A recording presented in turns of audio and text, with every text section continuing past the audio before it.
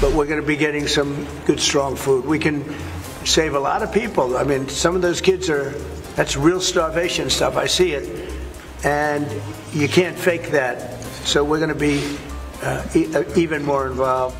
Sa kanyang pagbisita sa Scotland, iginiit ni US President Donald Trump na panahon na para kumilos at dagdagan ang humanitarian access sa Gaza.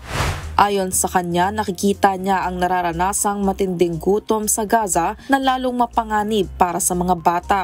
Kaya naman magtatayo sila ng mga food center na madaling maabot ng mga sibilyan at titiyakin na wala itong harang at walang limitasyon. Ang pahayag ay hindi tugma sa naunang sinabi ni Israeli Prime Minister Benjamin Netanyahu na walang starvation na nangyayari sa Gaza. There is no starvation in Gaza, no policy of starvation in Gaza.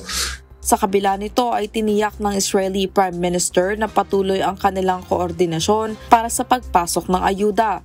Sa datos ng Gaza Health Ministry, 147 na ang nasawi sa gutom sa kasagsagan ng digmaan kung saan 88 rito ay mga bata. Sa huling 24 hours lamang, 14 ang namatay dahil sa gutom at malnutrisyon. Ayon sa World Food Program, nasa 470,000 na sa Gaza ang nasa ilalim ng famine-like conditions, habang 90,000 na kababaihan at bata ang nangangailangan ng espesyal na nutrisyon. Sa kabila ng mga hakbang gaya ng humanitarian pause at airdrops, nananatiling kapos ang ayuda. Patuloy din ang panawagan ng mga taga-Gaza na sana ay tiyakin ang proteksyon sa mga dumaraang tulong para ito ay makaabot sa kanila. Samantala, kinumpirma ng COGAT, ang Israeli Military Aid Coordination Agency, na walang limitasyon sa itinakdang humanitarian pause. Umaasa naman ng United Nations na ito'y maging daan na tungo sa tuluyang tigil putukan.